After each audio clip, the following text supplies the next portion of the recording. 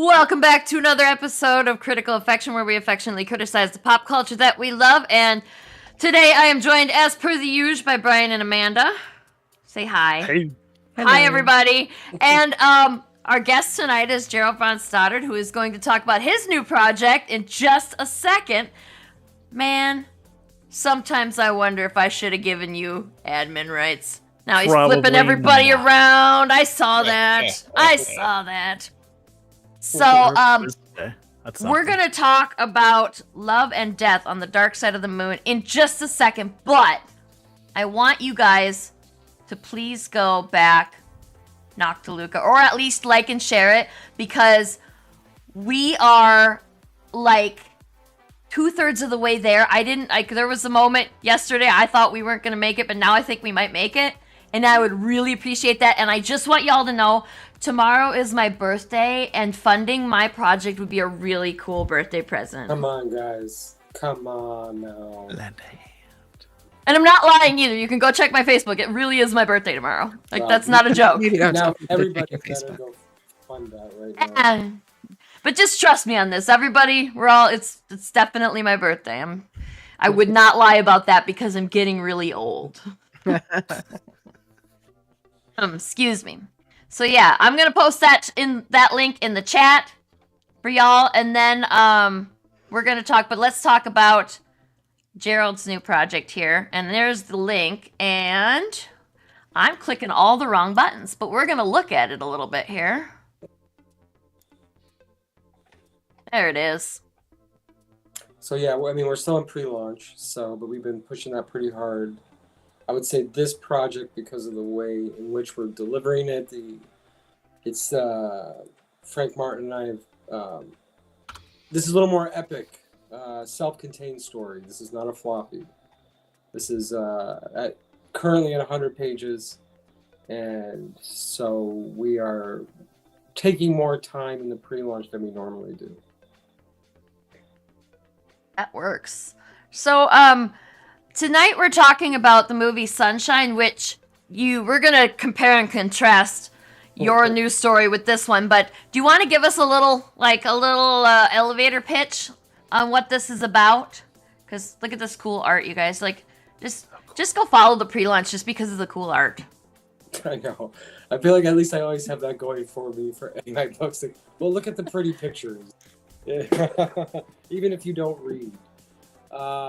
Well, it's funny we're talking about Sunshine, because we talked a little bit about that, Sarah. And I hadn't seen that movie in some time. I think sometimes when you are just part of pop culture, regardless of whether years have passed, some things I think just stick in your brain, and whether you know it or not, it's very hard to be 100% original. Because when I went back to watch Sunshine, I was like, oh yeah, okay, that must have stuck there in a drawer somewhere.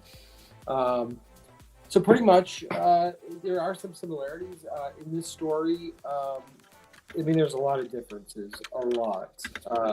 The sun is dying, and they've built a research facility for people to live, and mostly scientists. It's in the early days of the sun dying, so they're experimenting with ways in which they could survive a colder environment for as long as possible. A lot of it's experimental, and one of those experiments goes awry. There are babies being born on the moon, and one of those babies is born with a affliction, not so much a power, but whenever this baby, which they name Nero, is hit with light, becomes a sort of a monstrous void black hole, a monster, and the main scientist on the moon, who's in charge of the whole research station, keeps him isolated pretty much his whole life. But he has a daughter the same age, and reluctantly, they share a bond, and they grow older together on the moon into teenage years. But he's kept hidden from the rest, from Earth, because they feel that they will just kill him. So he is kind of a scientist, fatherly figure, and they eventually have to leave, but they leave him there, and he spends some years alone, and it's not to good effect. Some stuff goes down. So there's a lot of love story in it. There's a love story between the two characters, how one deals with isolation, being different. It's not as science fiction-y as we don't go into they're flying to the sun to try to reignite it. It's about that's just sort of like the container, but it's really a story about love and loss, and exaggerated in a way. So I don't want to give away sort of what happens with Nero exactly, but yeah, I think that's a very long elevator pitch. It was good though. I really love sci-fi, so I like you had me sold on that already. And then it's like a love story, and then it sounds like it maybe sharply turns into something a little scarier than that, and like it sounds really good. Yeah. I'm excited to read it. Me too. Okay, there we go. So yeah, I posted that link. It looks like it only goes to Twitch and YouTube, so that's annoying. But I will post it over in Facebook, like manually. So go check that out, everybody. Go give a follow to Gerald here for this. And I mean, look at all the pretty art. Like, this is just a preview for the pre-launch. Like, come on. Look at this. And that is one of the covers that actually I think the colored version is going to be done this week, so that's going to be replaced. And the colors are being done by an amazing artist in his own right, a guy named Dave Fowler, who did a comic called Futility Shapes. I didn't even know he colored. I just liked the color. I asked him, who was your colorist? And he said, it was me. And I said, oh, well, would you just color a project with me? And so that's been a really fun collaboration. That's cool. What was I gonna ask? Ah, crap! I had a question. If it's important, it'll come back to me, right? I love this one, even like without colors. Like, it looks amazing. So I can only imagine how great it's gonna look with colors. Yeah. Pretty excited. So, we'll turn this off for a moment, if I can. I'm just batting 1,000 today. So tonight we're talking about the movie Sunshine, which is there's a lot of similarities, and there's a lot of really big differences that I can tell from not even having read your book yet. I can tell there's a lot of quite important differences, but the concept of the dying sun, did that one? I know you said you'd watched this movie before, but did that come to you just as like what's the inspiration for that? Like, where is that not the inspiration, the catalyst? Like, well, I mean, honestly, really, totally 100% coincidence. It wasn't like I had any movie or film in my mind, and when I introduced the idea to Frank, who's my writing partner, it was about the character. It wasn't so much about what was totally going on. The story started as, what would happen if a child had to grow up on the dark side of the moon, away from any really contact, because if they didn't, they would destroy everything. I thought that was an interesting concept I wanted to explore. To grow up like that, to how do you find your humanity and how would you survive that? Like, and then we introduce the characters, because when Frank and I write, we always come at the characters first, and then we build up around it. And The Dying Sun did not come from, I wasn't thinking, oh yeah, remember that movie Sunshine? Or remember this movie or that movie? Like I said, I think it probably was in a drawer somewhere. Maybe, yeah. And then it was, well, why would they be there? So we start answering those questions, like, why would he be on the dark side of the moon? Then we sort of work our way to the beginning. And that's just sort of where we got to. And The Dying Sun was how I felt would be the best way, reasoning that they would even be there in the first place. Well, according to science, that's definitely going to happen, right? Just eventually. 50,000 years. Yeah. Yeah. I mean, much longer than any film would ever. I mean, God knows what our species would even be, or if even humans would even still be around. Yeah. Well, I suppose we won't find out, but our No, species will. I think so. Okay, so we're gonna try something a little different. This time we're gonna take the quiz first because it's our show and we get to do what we want. So we're gonna do that first. And I wrote the quiz this week, so beware. Yes. Everybody be afraid. I'm nervous. I don't know what's happening. Okay, so This is a quiz based on the movie. Everyone should go to play.blookeit.com and then enter that 6-digit number. If you're quizzing on a mobile phone, you can scan the QR code in the upper left corner. Gerald, you should play with us.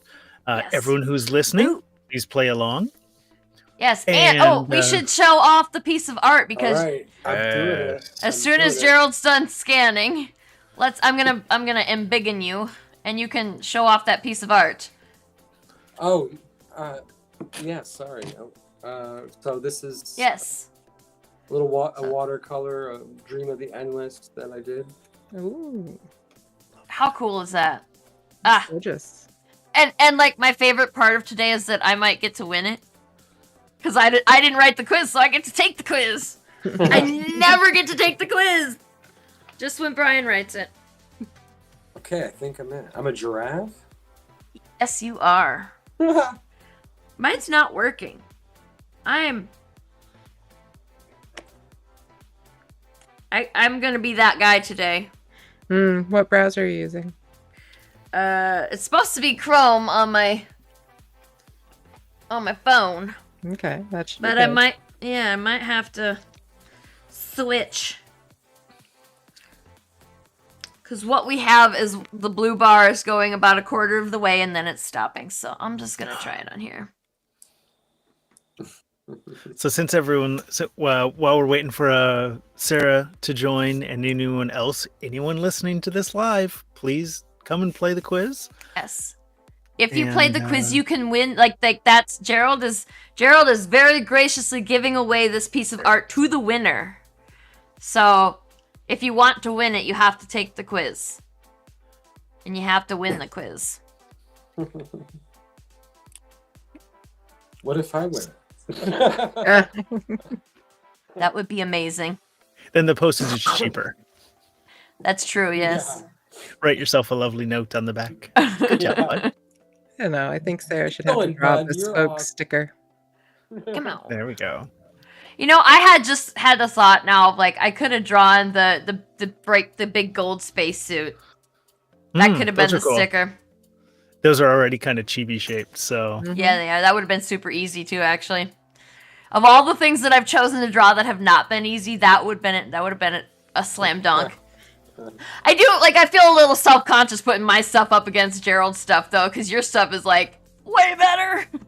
But that's the whole point of me doing the stickers is that I have to draw stuff, forcing myself. Yeah, but I don't believe in better.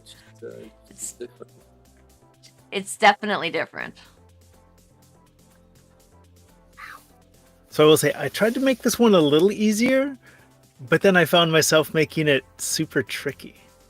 So my best advice for anyone taking the quiz is don't overthink it. Have a little fun, and we'll see if that's a misleading statement. That's it. I'm going 2K.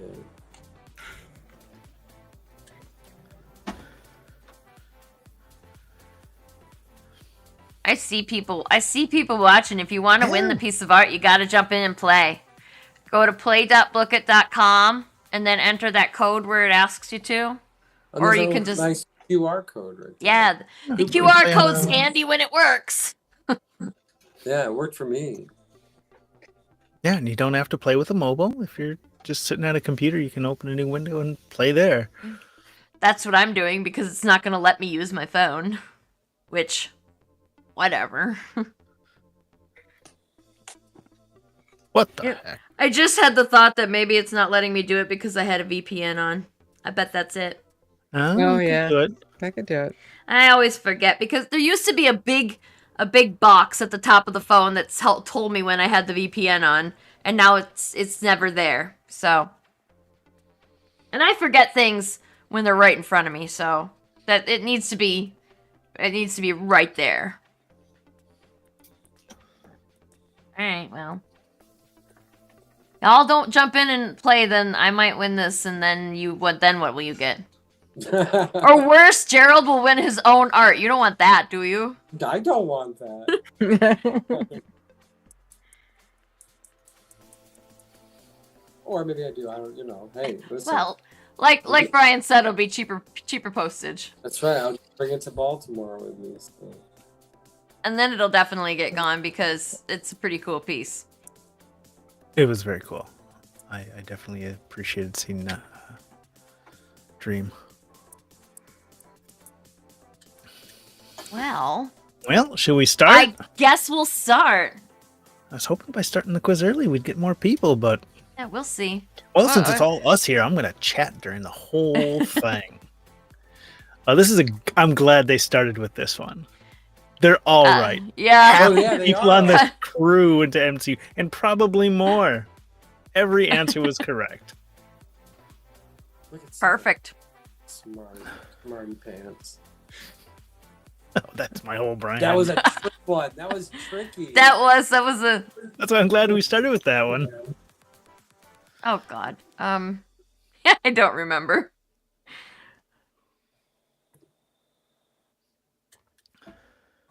Oh, there's a timer. Yep, we got a 10-second timer. Oh my goodness.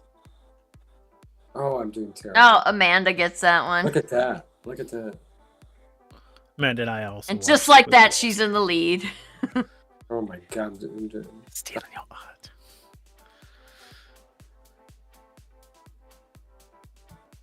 I don't care. I don't remember. Oh, I'm like after that last question, I was like, questioning everything now. He doesn't play heavy metal when they're looking at Mercury. A wasted opportunity, if you ask me. True. Too nerdy for most people, I think.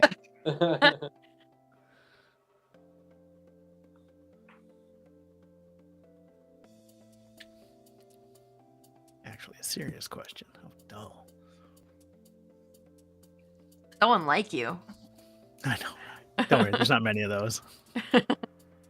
I'm sure my shenanigans will be on full display in the next question. I'm waiting for some actual shenanigans here.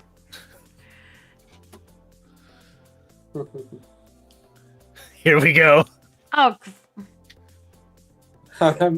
this is a question I legit had, so. I had so many gripes about their use of you know what? artificial We were watching this and we were both going, how is this happening? And then I was like, I said, Brian will talk about it on the show. It's fine. This has nothing to do with the movie. I was gonna say, what is this? It's not in the movie, but it seemed apropos. Fair enough. Hey, glad y'all knew. I thought this was going to be a tricky question because in my head, it was Muse who sang it. And I was like, oh, well. That's Supermassive Black Hole. Yeah. It's different. Same idea, different song, yeah. Yeah. Oh. This is kind of an aspect of the movie, if you ask me. You're kind of a dick. You don't say. But you know, you're making these like make me think that you're kind of a dick, and then you go and make all of them correct except for one. I know. That's It's just know. don't overthink it. I'm kinds of questions when there's more than one answer.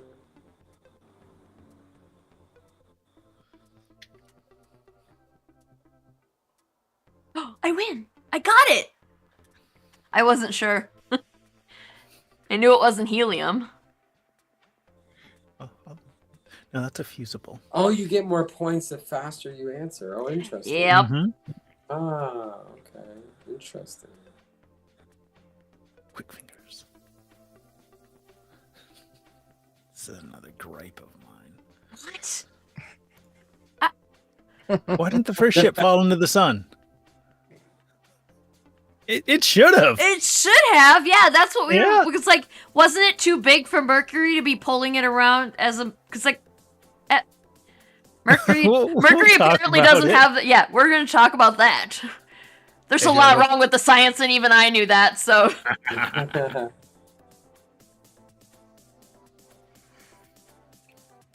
This is a pretty cool, a fun aspect of the ship that I liked. Yes. And that, something that I think that too many sci-fis kind of gloss over. Mm-hmm. What does spin the daily wheel mean? Yay! Why am I spinning the day? It asked me to spin the daily wheel, and I don't know what that means, so I'm gonna do it. Oh, it's just to give me more points. Alright, because that's what I needed, right? I got one wrong, that's it? Oh, cool. Alright. Saw through my shenanigans. It was shenanigans. Quite a bit. Shenaniganic. That was Alright. Good. Glad I you could do that for an hour. You know what, Come to the Gerald? Sarah will tell you. All about Yeah, we got a mega quiz that we do twice a year, and the next one is coming up on December, whatever the last December Monday is. So, Well, if it's at this time in December, I will not be there. bummer. Are you gonna be in Italy? Yes. Yeah, and it'll be like 6 And hours. it's 4 in the morning. yeah, 4 in the morning ish. I Yeah. don't even do any type of like American podcasting. I've tried this summer. Was the first time I said yes to 3 podcasts. And one it was like 4 in the morning. I finally got. Oh my gosh. And then I have to like wake up with my son at like 7 a.m. and I was like, I'm so tired. No. That does sound like a lot. Well, Yeah. I'll put you on the list to try and get you into the summer one next year. And then you can come and that's literally all we did for the entire show is just play all the quizzes from the old ones. That's my mini me. No. He's in Italy, so. Oh, yeah.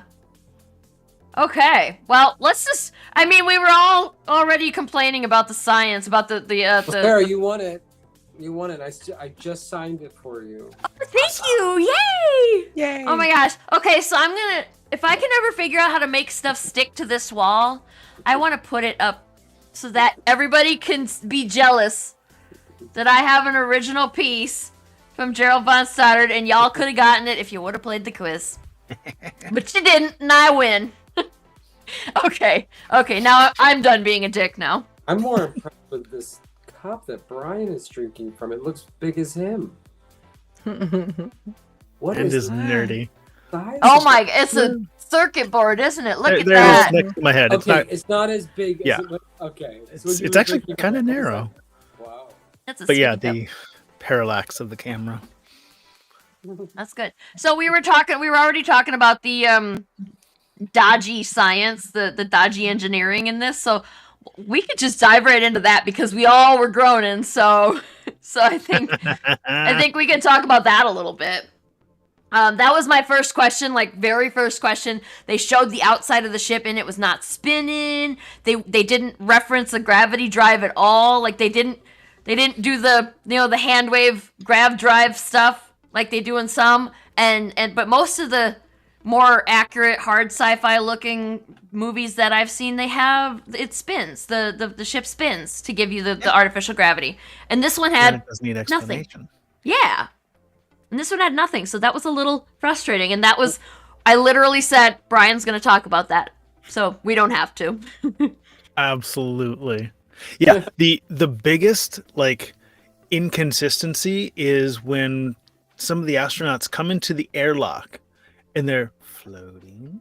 And they're like, okay, the airlock is repressurized. Thud.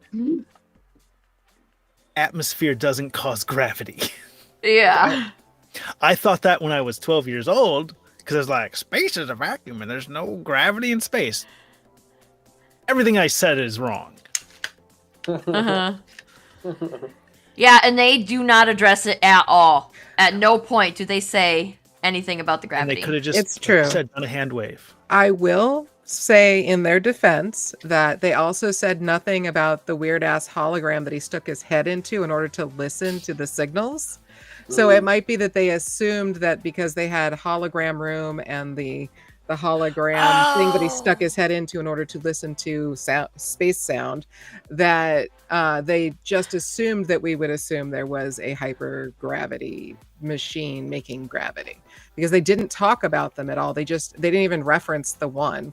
They did mention the hologram room by name at one point, but otherwise all of the future tech was not addressed, because in a normal environment you don't actually talk about the stuff that's around you like that. Well, it's interesting. I mean that they were, I like Danny Boyle. My favorite, no, but he's done some great stuff, and he is definitely a very visual person. And I mean Ridley Scott is too. I mean, there are definitely filmmakers like Danny Boyle who are more interested in really how a film looks and feels. But I think more than Ridley Scott, probably, he does focus on some human relationships. So I mean, the movie has that going. I think some of them got pushed by the wayside, like Rose Byrne's character. It's such an afterthought. She's a great actress. I wanted to see. They called it an ensemble cast, and Rose Byrne's got. I wanted to see more. Like Chris Evans was phenomenal. He was phenomenal in that movie. He was the one that had a really great arc in that movie too. Like they all. Well, Cillian Murphy, of course, obviously, because Danny Boyle loves him. But I feel like there was more to be played around with there. And I always look at the more human element of a film. If it looks cool enough, I don't really care if you did the science right. I just don't. Like, it doesn't matter to me. That's just my opinion.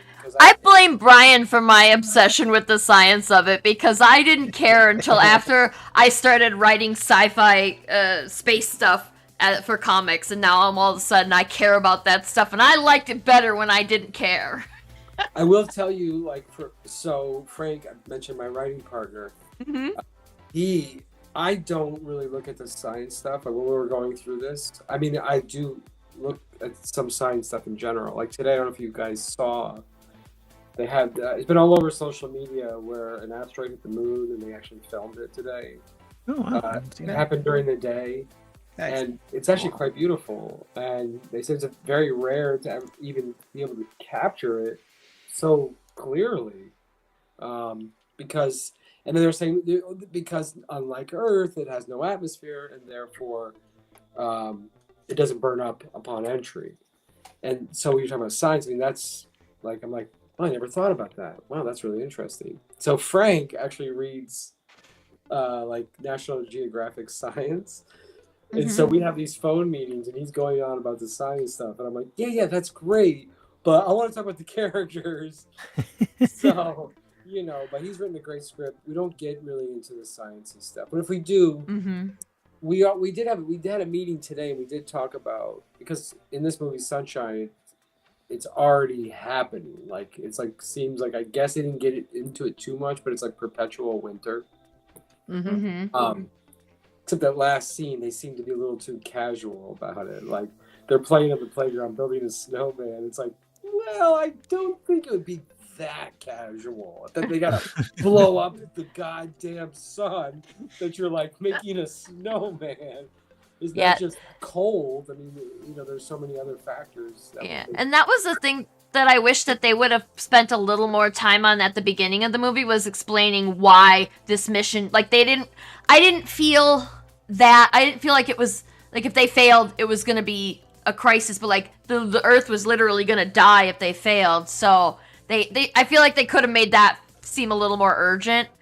Maybe showed us pictures or something of what's happening on Earth, maybe, because that was definitely a thing I thought was lacking, and maybe I just wasn't paying attention to the beginning, because I'll be honest, I sometimes do that. No, they did not explain it. They do explain it in interviews and stuff later. The sun actually had cue balls, which were subatomic particles that had gotten into the sun and were eating it up, basically, like a cancer. And so this payload was coming in to destroy those cue balls and save the sun. Was roughly the weird science they were going for. They had an actual physicist that they hired for the movie, and then apparently just discarded 3/4 of what he said. Aw, well, that's kind of a bummer for all the science nerds, right? But I like that they at least tried. That's good. Yeah, I guess if you want to have a space travel movie that's more accurate, then you watch a different movie, because this is not it. But this movie is good in other ways. Like, this movie has other good parts. Like Gerald, like you said, it is it Danny Boyle. Like, they like their visuals, and this was a visually quite a pretty movie. It's a gorgeously filmed. The cinematographer's phenomenal. The lighting. I mean, even the ship looks great. I mean, there's a lot of stuff that looks really great. I love the observation room and this obsession with the sunlight and what's happening there. I mean, I don't want to jump the gun, but that's why, after kind of the climax, the captain, that's where if I could just take that dude out of the movie, I would like it so much more. Mark Strong's character. What's that? Pinbacker? Pinbacker. Mark Strong's character, the crazy one. It went from Martian to Ghost Story. Yeah, it went from like I don't know. I was like, wait. It was supposed to be. It was like sci-fi disaster film, sci-fi setting for a disaster film, and then it turned into horror in the last. A horror movie. Quarter. And it did not need that. It already had enough going wrong. It did not need that. I literally waste of Mark Strong. I watched it again, and I was like, space is horror. Space is not meant for us. Exactly. The challenges, some of the challenges that they go through, whether it's grounded in science or not, puts them in these positions that are horrifying. Exactly. Absolutely. And they had already set up the sun as the villain that was destroying them, simultaneously trying to be the thing that they needed to save. 100%. So they had plenty to work with there. Yeah, Before and they completely move off of science, I just want to comment. Yes. That the thing that chapped my hide the most was the fact that the sun is white. It is not yellow. And so his obsession with yellow and gold imagery was highly inaccurate. He did thankfully sort of shoehorn it in where a lot of the scenes where it's the full sunlight, it does go to the white. But they just kept showing all these shots of the yellow sun doing things and a lot of gold trying to interplay with it. I'm like, but that's not it. When I think back, a pure white sun would be so much more scary, because it's such an impersonal thing. It has no color. It's it just exists in our sky. I guess if we want it there or not. Whether if it was like that though, maybe because the doctor, was it Dr. Searle, the medical guy, he was the one that was obsessed with sitting and watching it so much, and he was gonna burn his own retinas out. Yeah. And he did. He had skin peeling before the events really took a turn for the worse. His skin was peeling off his face, and I was like, y'all, you need to not be in that room for a little while, because you are definitely showing signs of exposure. Well, and I like it that the movie opens that way. It sort of unveils this mystery that they could have kept a mystery instead of trying to answer it by having this captain who's now he's almost immortal. Yeah. Right? Oh, I did not understand that at all. Yeah. You can't get that much burns over your body and survive, for one. Much less be hauling ass through a different ship. Yeah. I like that when they went to the first Icarus, and they're all Pompeii there in the observation room, just totally cremated, frozen in time. Right. I'm like, that's all you had to do. That's all. Yes. You can kind of piece it together in your head and say, well, there's something about the sun, the birth, the origin of the human species. There's a mystery in it, and perhaps at the end, they see something so close. message in about like how God wants mankind to die, and you'd know, oh, religious fanatic. Yeah, they didn't. Again. It would. Yeah, they didn't need to have a ghost captain there, creepy Freddy Krueger captain there, and like. Yeah, like we find out that he's the one who sabotaged the airlock and yada yada, and like that could have been explained in other ways, or not at all. There was so much that they just didn't explain at all. They didn't need to explain that either. It's just just it's shoehorning that horror element, and it did kind of mess it up for me, and it just didn't need to be there. They had like you said, they had so much else that was going wrong, that was like. Everything about this mission was trying to kill them, and all they wanted to do was make it to the sun to fire off their nuclear bomb at it, and like they didn't need that addition. That was too much. Yeah. Or making a horror movie from the start. Like, yes. Event Horizon. Yes. That's I kept comparing it to Event Horizon. I was like, it wasn't Event Horizon until suddenly it was, and Event Horizon did it better. Oh yeah, well, because they're like, hey, we take a portal through hell. Oh no, hell came with. Like, okay, you've said what's going to happen, and then it happens. Yeah, great. I know what I'm in store for. Yeah. So that's my fault with it. I just liked the mystery of the sun, and thinking perhaps there's something, if you were ever faced in that situation, to be so close to the sun, you're faced with your origin. You're faced with questions you don't normally have to answer because you take everything for granted, and leave it at that. And I was totally okay with that. Yeah. That's cool. I like that. Yeah. That also would have left them more opportunity to develop the characters better. Yes. For an ensemble cast, afterwards I had to look up what Cassie did because I could not tell. Yeah, no, same. Kind of sussed it out. It was like, turns out she's the pilot, but who knew? Yeah. They just they only showed her being emotional. They wanted to show that she was the emotional one. They absolutely had to show that, the weak woman was the emotional one who was holding up the process, and then the man was going to disregard her anyway and go do the killings. Yeah. I mean, I blame Danny Boyle for. I think he does a lot of strong female characters. You look at most of his movies; they are very male centric, very male centered. Oh, they go through the most struggle. They have the most challenges. If there are females in it, they're really there to. I don't know what they're there for. Apparently to be hunted. That dude, two characters, and both were the women. Otherwise, it was opportunistic going after the guys. Yeah. So yeah. And that was another reason they did, because he was like, I guess he thought he didn't have a strong enough bad guy with the dying sun aspect of it. Like, he could have just, because Chris Evans' character was very antagonistic in the beginning. Like he wasn't very antagonistic, but he was kind of combative, and he was a dick. Oh, he was the whole time. And he didn't, and he ended up, saving the world, blah blah blah. But he was a butthole. So but I think that's oversimplifying. I think that he, in the very beginning, showed very clearly, and perhaps it was in the script, perhaps he's just a good actor. What would you do?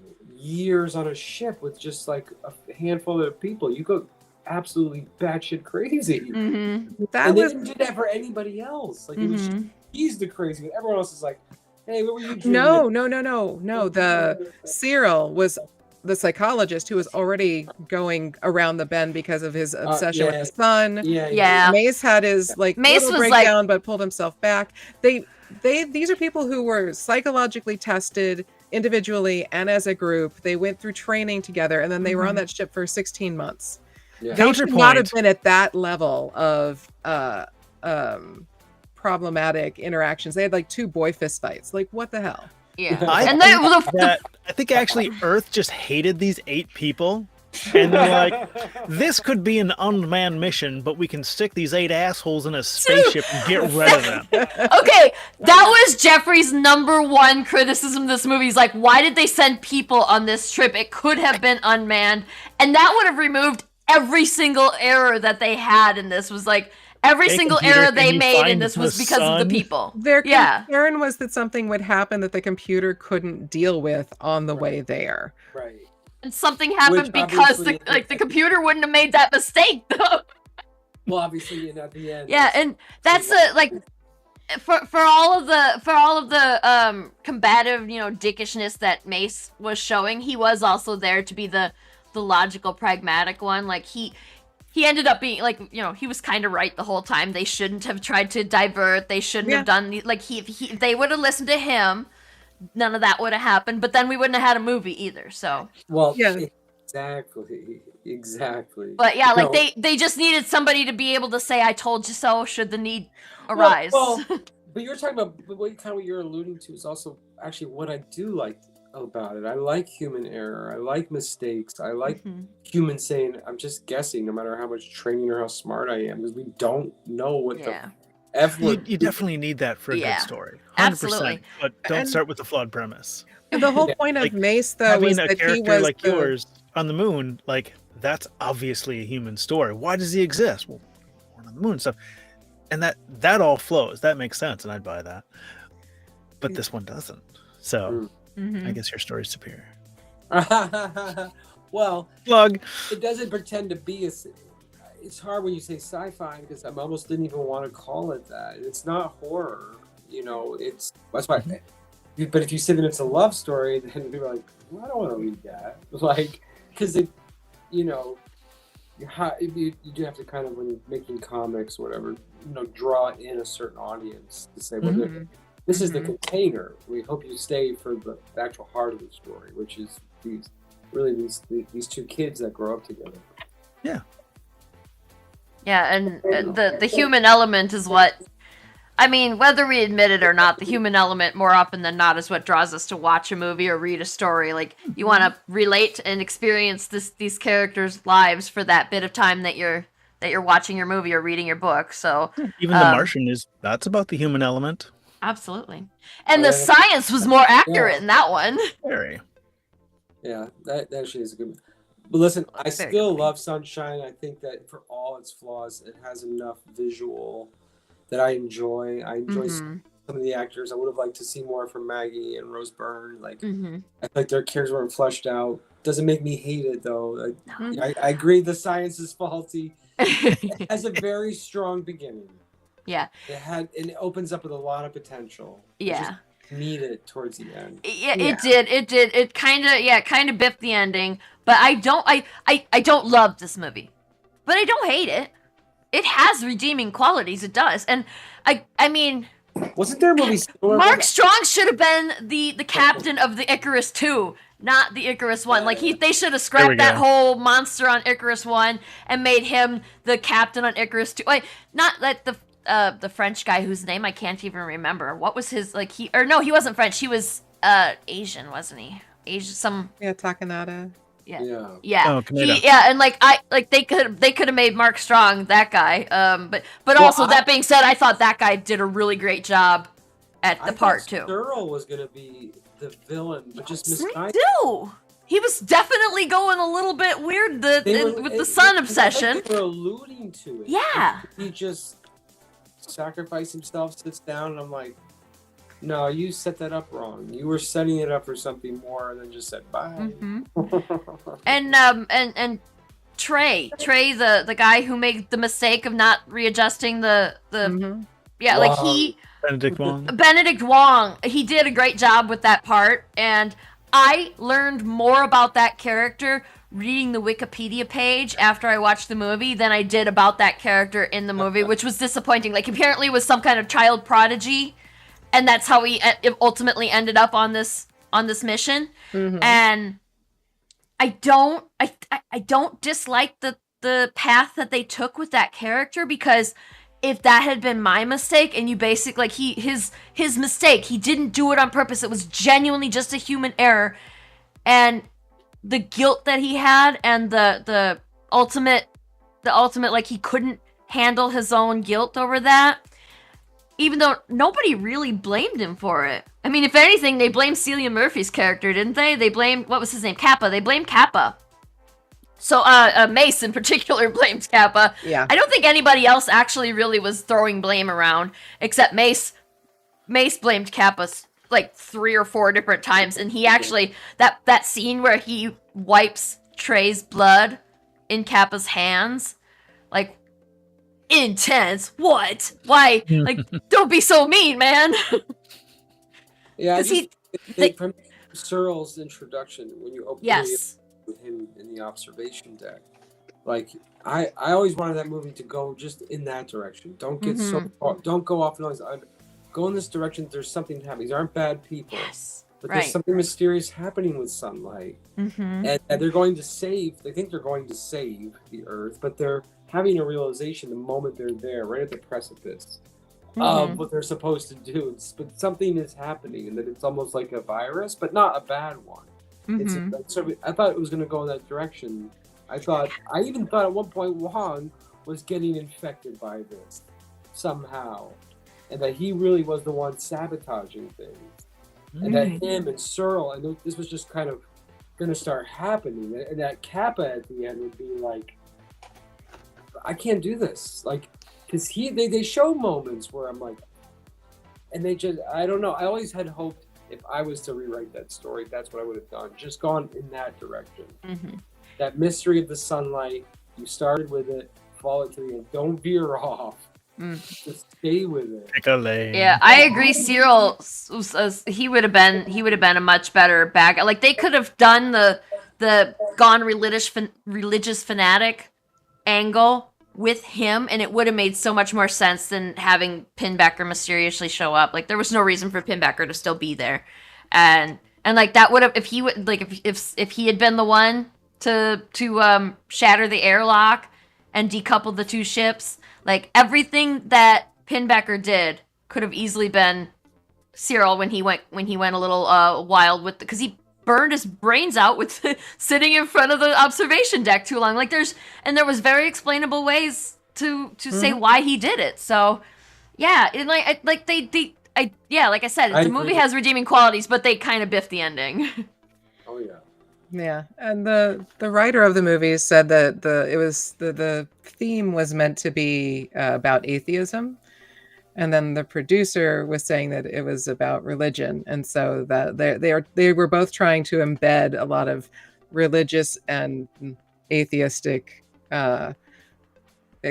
being confronted with your universe kind of thematic material, and I don't think it quite translated as well as they hoped. No, because they tried to tell too many different themes. Like, there was too many different.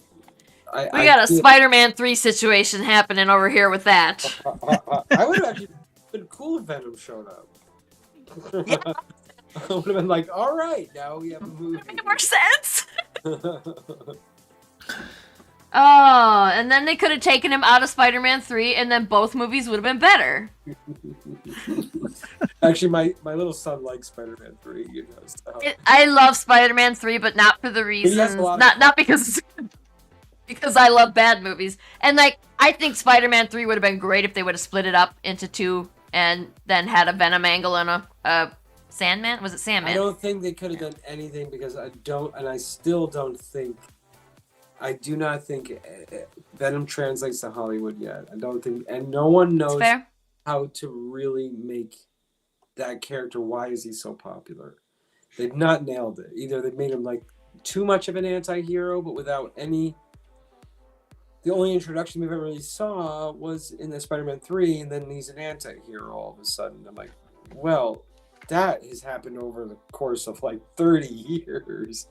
You know, like it didn't just happen overnight, you know. And Topher Grace is, now we're talking about a totally different movie, you know. So it's not a real episode of Critical Affection if we don't go off the rails at least once. So honestly, at this point, I'm surprised we're not talking about jewelry making or something. Yeah. This is like, we were weirdly on topic today. I don't know what's going on. I'm still kind of tired, so I mean, maybe that's it. Maybe when I'm tired, I can stay on topic. I don't know. Just have to send Sarah some anti-coffee before the show. Anti-coffee. I have ADHD, you know, caffeine is anti-coffee. So of the ending, like I keep saying they biffed the ending, but one thing that, and this is gonna sound shitty until I elaborate, but like, I'm not sorry that nobody survives. because that kind of felt right. Like they sacrificed themselves to save Earth, kind of thing.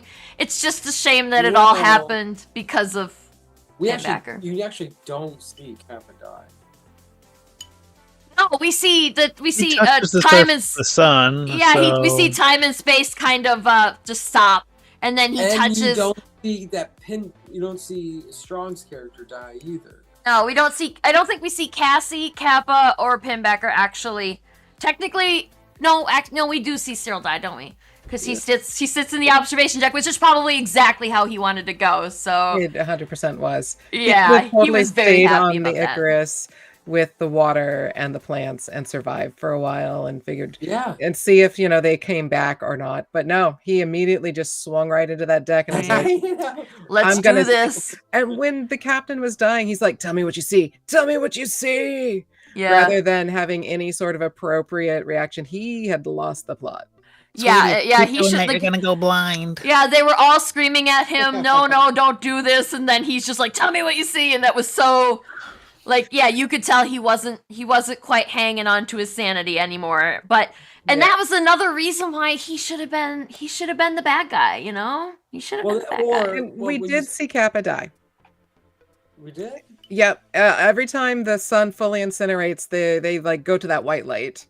And so he white lighted at the end, and that was the indication that he had been, fully incinerated. Yeah, I guess we don't see his body just burst into flames or anything, but yeah, he did get that moment where he because he talked about it early in the movie about how when you get that close to the sun, the space-time goes bonkers. So that's why he had that moment where the surface of the sun just froze in front of him, and he was able to reach out and touch it. But I call bullshit. They were so far, when they were trying to fix the shields, right? They were still many thousands of miles away from the sun, and yet it still crispy fried the captain. So there's no way that he was able to be that close to the surface of the sun and not die.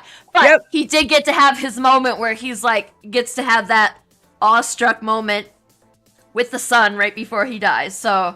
We can assume that he's before his hand was reaching out to touch it. And and even if by some miracle he didn't die, he's not coming back to Earth. He's not going to make it. So even if he didn't die, super solar powers too. Maybe he'll show up in the next Fantastic Four movie. He might. What's up? I just some reignited Deadpool the shit sun. over here.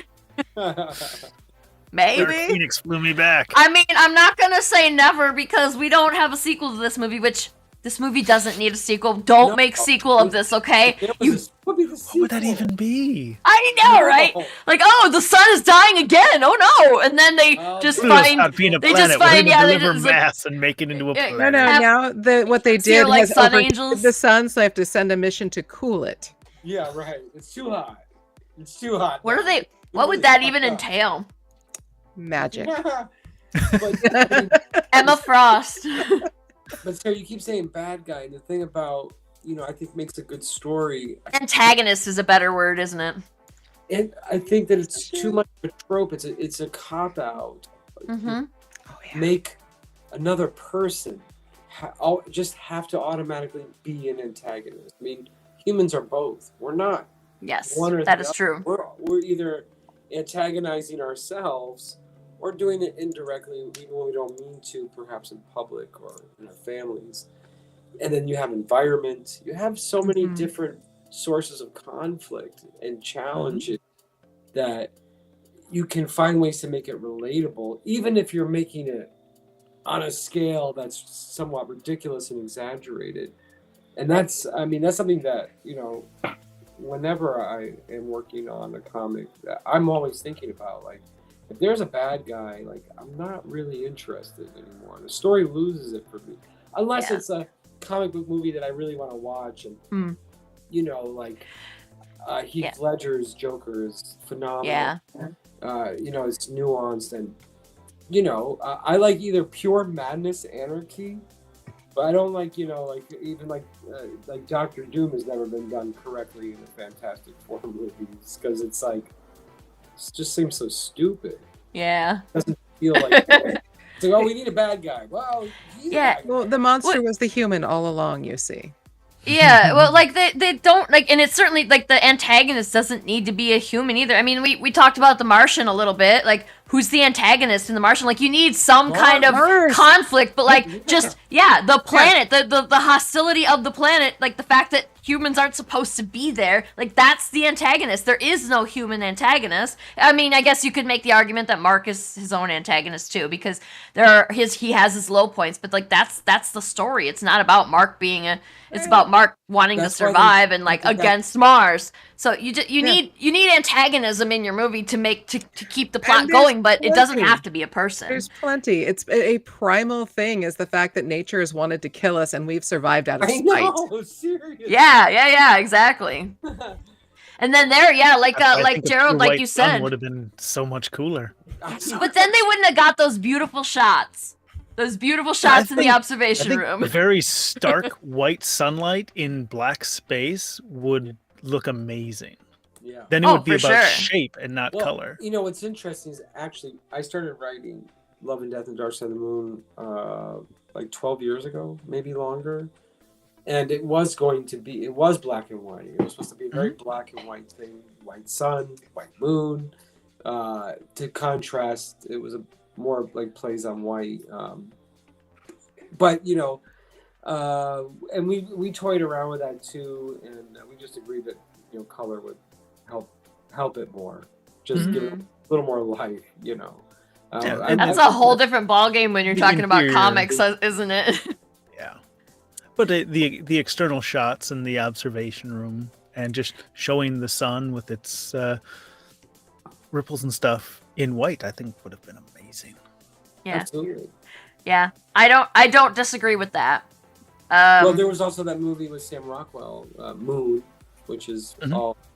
Oh, sure. I don't think they show the sun. Maybe the Earth. I don't remember seeing the sun in that movie. Yeah, I don't think I saw that one. Yeah. I haven't watched nearly enough space movies. You haven't seen Moon? I don't think so. No. I mean, I'll have to put it on my list. It's a very different type of movie. Oh yeah. What were the other two movies Sam in that Rockwell? trilogy? There was a trilogy. That was part of a trilogy. It was part of a trilogy, yeah, and they are only loosely interrelated. One of them's about the. Was it all done by David Bowie's son? Yeah. I'm trying to remember the name of the other ones. One of them about a ex-Amish person who I think is mute. What? Google. Yeah. Wait, and what? I love they that movie. Yeah. I know what you're talking about. Because it's in the same vein, but it's such a different movie. Yeah, Mute. Mute. In that movie? Mute, yeah. Mute. That's a great movie. It's a guy, the actor from True Blood, the tall brother. I can't remember his name now. That's a really good movie, actually. Mm-hmm. Very, very visual. I'll put him on my list because I haven't watched enough space movies. For somebody who's trilogy. Really well. Apparently, the third installment, Maddie, Once Upon a Time in the Future, was released as a graphic novel in 2020. Oh, yeah. I mean, there you go. I know that one. I mean, yeah. Well, for somebody who's trying to write a space story, I'm not reading and watching enough space stuff. That's probably I gotcha. Yeah, I was gonna say. That's why when I started writing issue 2, I was like, Brian, I need help with the science. we got into that. I'll be like, all right, fine. Listen, Frank, we really can't hand this scripted until Brian takes it. Yeah, if you ever need anybody to nerd out over the science of space, like, this is your guy right here. Yeah. So, okay. Closing thoughts, because we're running out of time here, and then we'll look at briefly again, show everybody your pre-launch page so that we can try and get them to click. So, but closing thoughts on Sunshine. Starting with you, Gerald. Yeah, go for it. Closing thoughts are: I think it's worth a watch. I think if you are a Danny Boyle fan, you'll probably like this movie.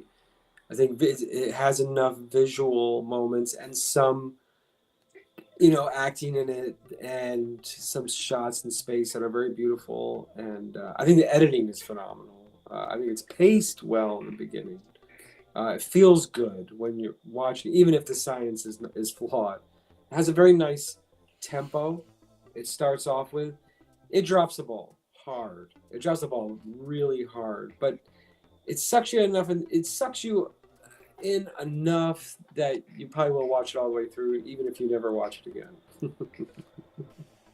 Fair enough. How about you, Amanda? It's a middling disaster movie, and it did need the horror ending.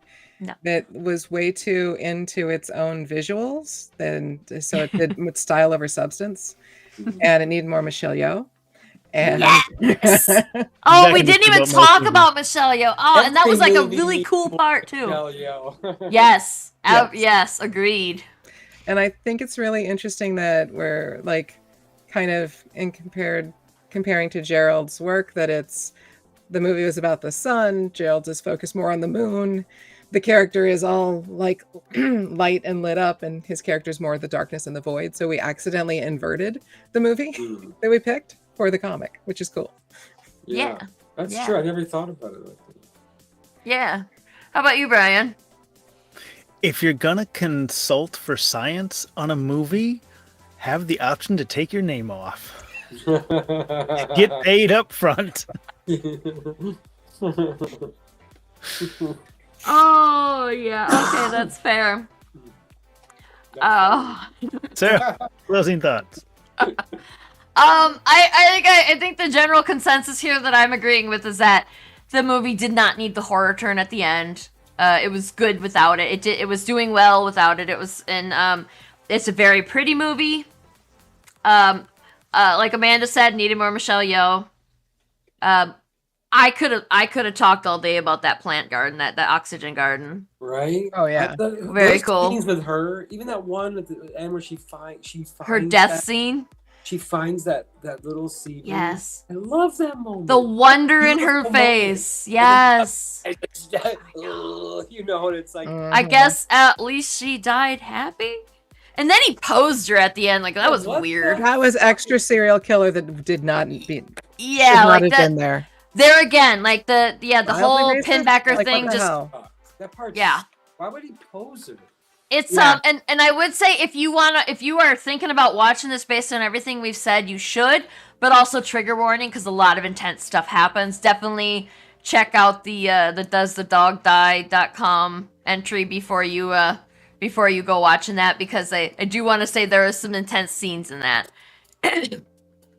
And otherwise, like I might watch it again. I don't like it. It has redeeming qualities, so I might watch it again. If for nothing else, then it was very pretty. Yeah, but there are other pretty sci-fi movies that's also quite don't true. veer off into so many ridiculous things. Yeah, like that. This movie could have been much like it's that they removed all those horror elements. It could have been a better movie. Like just getting rid of the whole pinbacker angle. Like it would have been better. And it's always disappointing when you so immediately and clearly see where they went wrong, isn't it? Oh, yeah. Okay.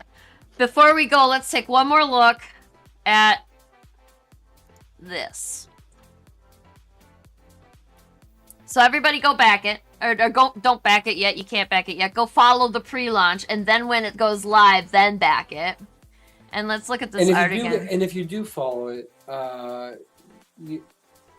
we're going to be expanding on this. We're going to be doing some stuff that we haven't done in pre-launch before. I'm doing a limited watercolor cover that if we hit 200 backers, 200 followers, I will start unveiling and unlock it as a reward. So we're trying to sort of pump up those pre-launch. You got one more, yeah. And we're going to be like just sort of adding some more things. Frank and I are doing a very short, very, very brief sort of talking head video soon, because we don't want people to just kind of go into it blind and expecting what they might just be expecting in Kickstarter. Oh, I back a comic, I'll get it a couple months later. Doesn't work like that. this is a universe that we're building. I'm making graphics of redacted documents. We're doing we've been doing a lot of cool deleted script scenes, some doodles, notes, lots of different stuff. We're trying to lean into some of the science stuff, not through the art, but through more prose and writing and graphics. Transmissions that were happening between Earth and the Moon stuff during the eclipse, stuff like that. Very cool. So we might be putting some of that into the pre-launch page as well. And just really quickly, you see towards the bottom, a big part of this delivery is that I'm actually building the page that would be password protected for all backers, and going to have 10 to 11 months of verticals to be able to immerse yourself in the story at your own pace. Well, that's awesome. So something a little different, a little more epic than what we're used to. I mean, Frank and I have only been doing like floppies, so this is our foray into doing an event and not just making a comic. This just keeps sounding cooler and cooler. Well, I will just say this. I don't read Frank's scripts. I give him the idea. He takes it and runs with it, and I wait till he writes most of it, and then I go and read it. Like make a cup of coffee, and I go and read. And this was probably the only script I've ever read where I actually cried. Wow! Like I literally did. I was actually kind of surprised. There's a scene in there where I couldn't even talk. I was so choked up. Frank did a really beautiful job, and I'm trying to make the art as beautiful as the story that he's expanded upon. That's super cool. Hoping. Oh, I'm trying. I believe in it. I'm thinking it's gonna be awesome. Like what I know of your work so far, it's gonna be good. It's gonna be good. Everybody go follow it. And for me as an artist, this has been a lot of fun to research space and different things and stuff like that, because I've been mostly very grounded on Earth and horror and more classical horror, EC Comics kind of style. So this is a great opportunity that I wanted to take to expand that. I not just do horror all the time. Yeah. Awesome. Well, what are we doing next week? We are going. Ooh! Next week we're talking about Birdemic. We're gonna talk about a movie that's like, what is it? Is Bad on Purpose or? Yep. Yeah, and Amanda, your friend, is coming to talk about that with us. Yes. And I love bad movies so much, so I'm really excited to watch Birdemic. And yeah, I'm really excited about this one. I was so excited about it that I tried to announce it a month earlier than it was actually happening. Please do The Room, and I will watch that glued to the computer. If you did The Room, oh my god. The Room. Oh, I mean, I'll put it on the list. All about the list. Do you know this movie, Sarah? I can only watch that in a group the way you'd watch Rocky Horror. Rocky Horror, yes, exactly. Hi, Mark. Hi, Mark. I attended it at a convention, actually at the one in Minneapolis. And yeah, you walk in and everybody in the room just turns and goes, "Oh, hi, Mark." Are you You're like, I'm already, like, I haven't taken 2 steps. I'm a part of this group. That's amazing. But to sit down and watch it, no, I don't wanna. I know it's hard if you're just by yourself. It's almost too painful. Well, tell you what, I put it on the list, and if we get to it, if we do actually do it, I'll definitely drop you a note so that you know that it's happening. All right.